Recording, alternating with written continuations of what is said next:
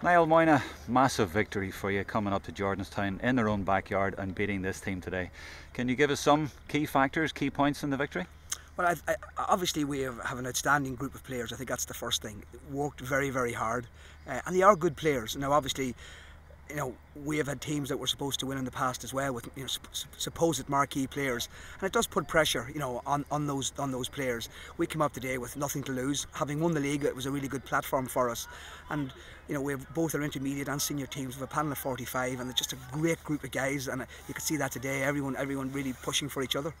Sometimes third level education football is about players who are going to be stars in the next year or so, and there were certainly a few in your team. Yeah, I think we've a lot of very talented young kids.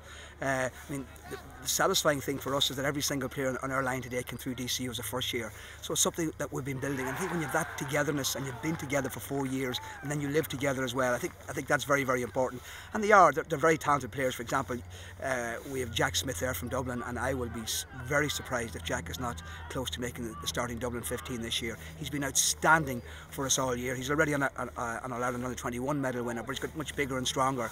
And players like Jack and even Connor Boyle from Monaghan, again, a big player for the future. So look, we're delighted to win the game, and all we are is into the next round, that's all. Your defence was superb, but of course goals are always important. 2 in the first half sort of killed the game.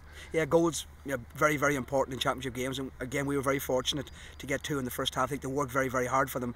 We sort of, the first 10 minutes they were putting us under a lot of pressure, and they did kick a few wides, and I think once we got into the game, I got into a rhythm, I think our forwards, you know, started to play much better, and the goals just came at the right time for us.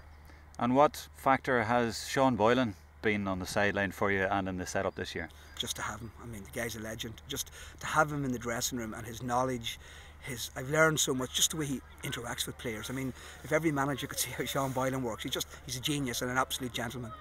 And finally, can you put it into some context and all your achievements in Sigerson football? How does this one rate, winning up here at Jordanstown and winning well? Yeah, well look, winning any Sigerson game is always very, very satisfying.